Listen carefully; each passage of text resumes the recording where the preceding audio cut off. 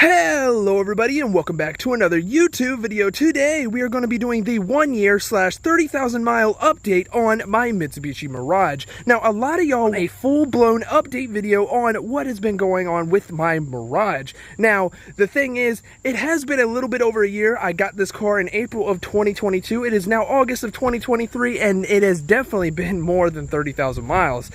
By a little bit, I'd say about 3,000 miles. We are at 33,089 miles on this 2022 Mitsubishi Mirage 5-speed custom ES model. So the things that I have done to this car is I have added the Mirage badging up here in the... Now everything I do show in today's video will be in the description with a link if it is available. A lot of this stuff I have gotten OEM, but some of this stuff I have not. So a lot of the stuff that I've gotten OEM were these deflectors. From factory, I did get the deflector pack, and I can tell you it is 100% worth it. If you can get these window deflectors for wind and shade, and if you smoke, I don't personally smoke, but if you do, that is one of the best upgrades you can do. It adds a little bit of dimension to the outside of the car, and it definitely helps with bugs. I have definitely had a couple of bugs hitting this and just flying straight over my windshield. It is definitely one of the things that make this car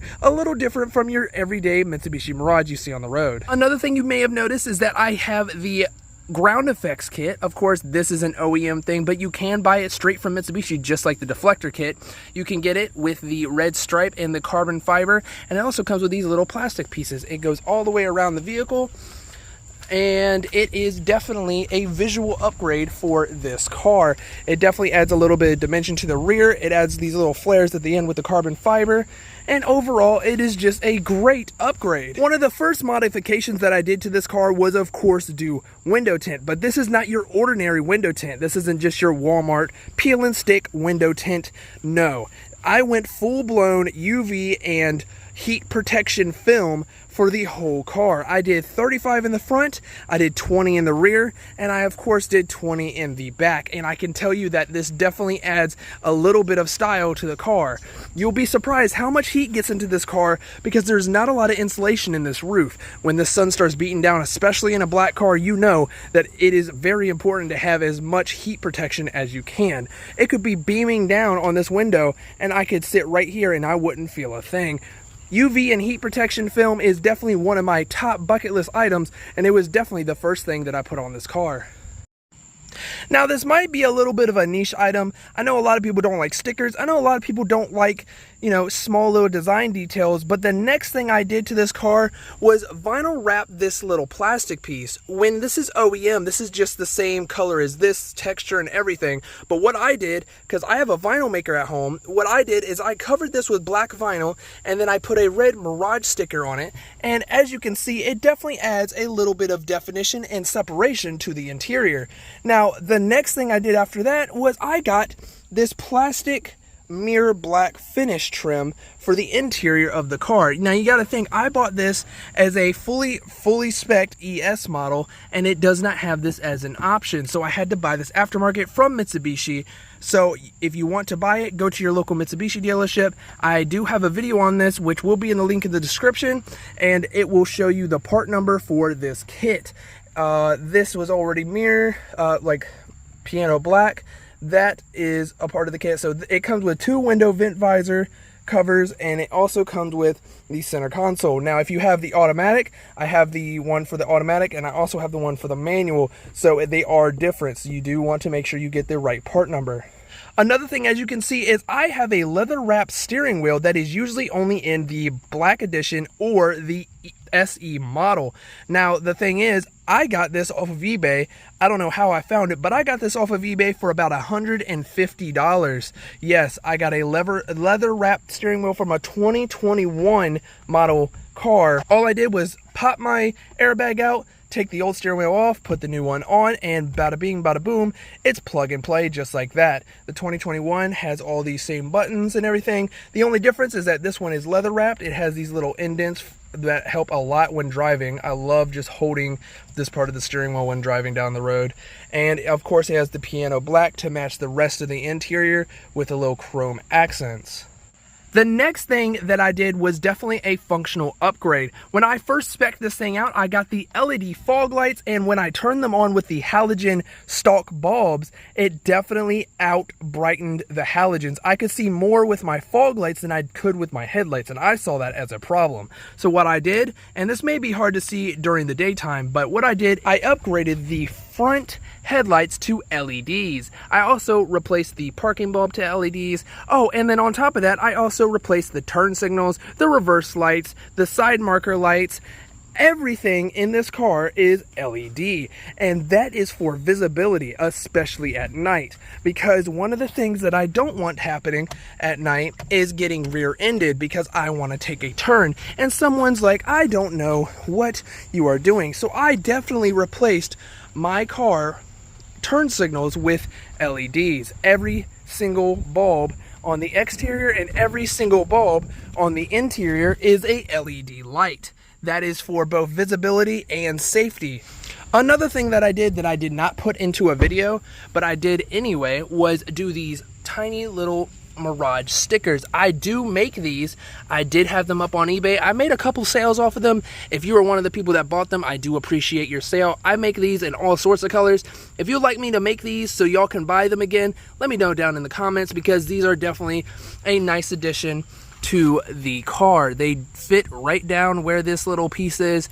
They could go anywhere on your car. I just put them down at the bottom, and it's definitely a good subtle accent.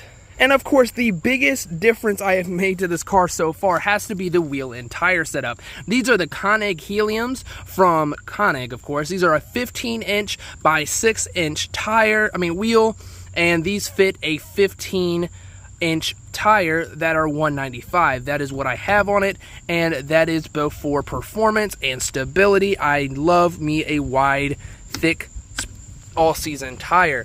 The tires that are on this are the Hankook Ventus V2 Concept 2 tires. These have done me well on both my 2019 and of course my 2022. I have already done tire rotations on them.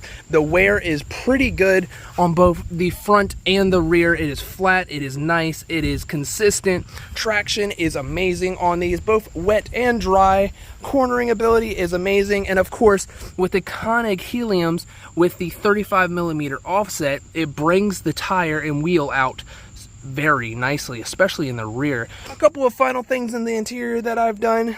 Of course, I replaced the shift knob with a leather wrapped SE shift knob. They don't put these in the cars anymore because they don't put a manual in the top tier model. And of course I did this. I don't know if a lot of y'all remember, but in my 2019 I wrapped the door sills. I did a full video on it.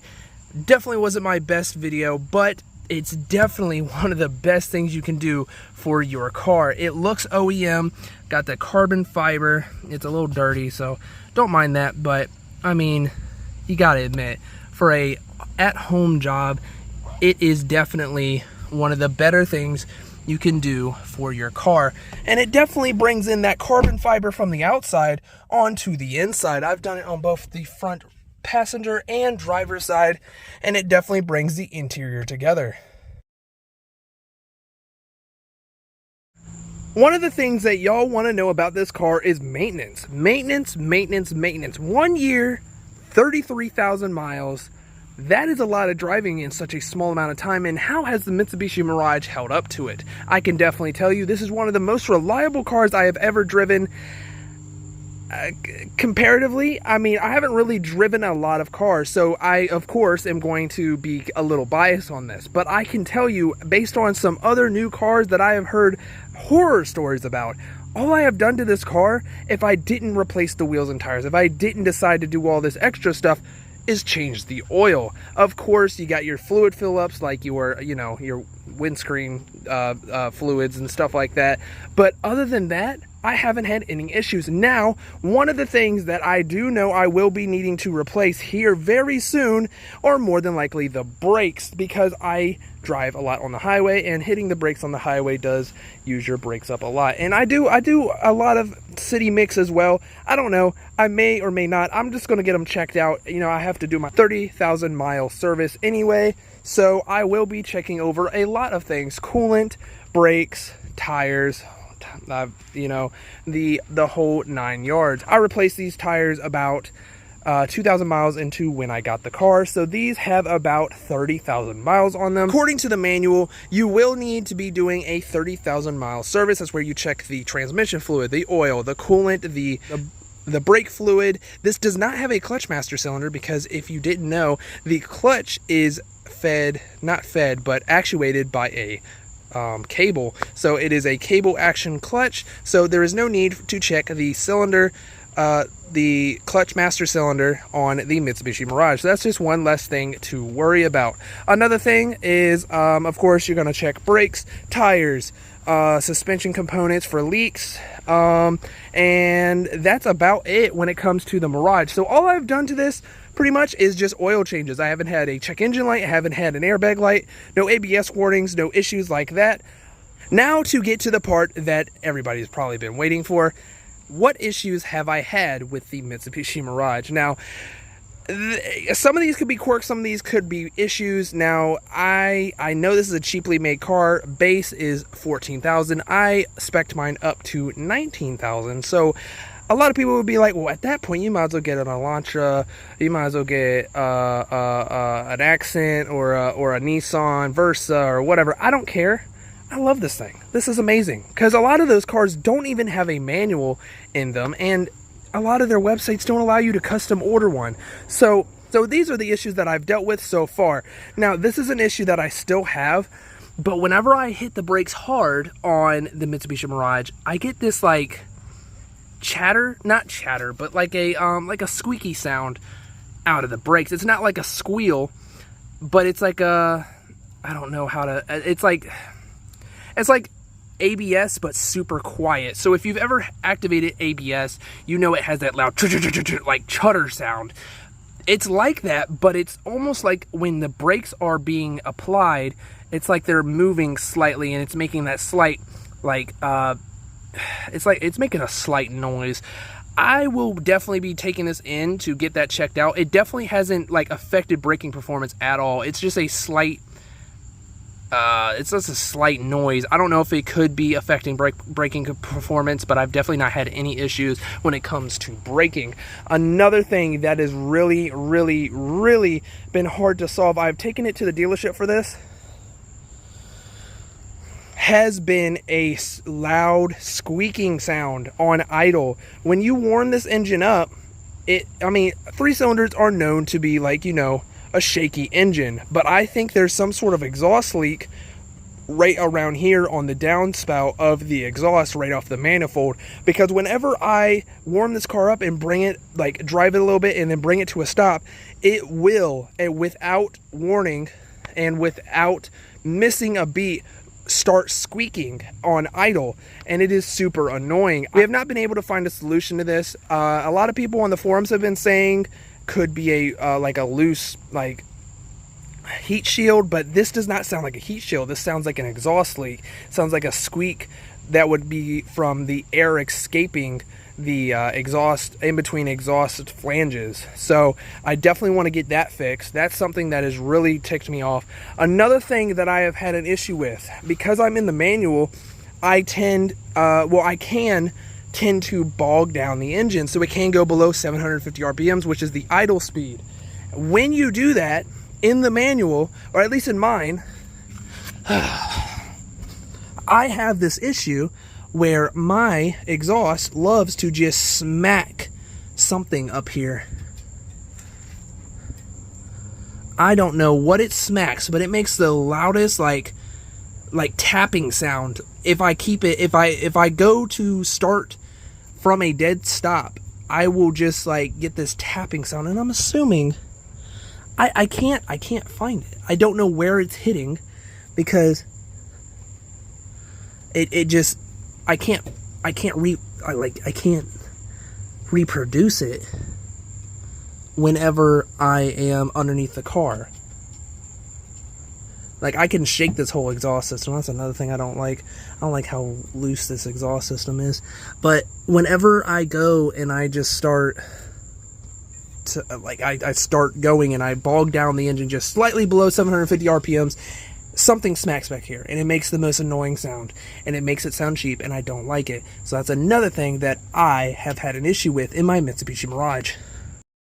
And last but not least, the only other issue that I've had in my Mitsubishi Mirage, which I actually have video evidence of, whenever it would get cold or wet in my area, like the air pressure would change or something, I guess something with the door seating wasn't right. So whenever I would roll up and down the window, it would make this loud creak slash like plastic grinding noise. I went to the dealership, they reseated the door panel, and it went away. So now that issue is solved. So everything with that is completely fixed.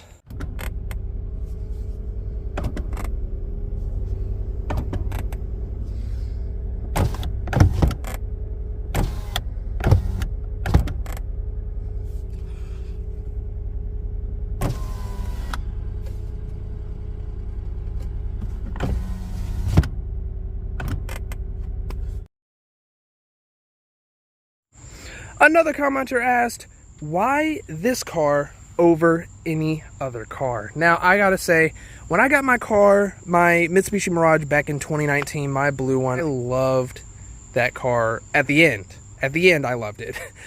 In the beginning, I absolutely despised this car. I had no credit, so I couldn't really get any car. I had no credit. I didn't have a lot of money to spend. I didn't want a high monthly payment. If I got a used car, the banks would charge me extra, if even approving me at all. But I saw in the showroom a blue ES Mitsubishi Mirage, and I was like, I don't want that. It looks bad. I mean, of course, because it is on the showroom. It was base. It didn't have any body effects. It didn't have anything. If y'all watched my 2019 series, I can show you from the beginning that that car was pretty much stock. I drove it like that for over a year. I hated it. I absolutely hated it. Then my dad came to me and he said, why don't you get some wheels for it? Why don't you do something to it? I mean, it's your car. You bought it. I'm like, why haven't I thought of that? So then I started like modifying, and then I went into pages and I saw what other people were doing. I saw people were turboing the engine. I saw people were putting suspension on it. I saw there was aftermarket parts. I saw there was OEM parts. I saw that I could upgrade the lights. I started going absolutely nuts. So this car, just in general, has made me fall in love. And then the fuel economy.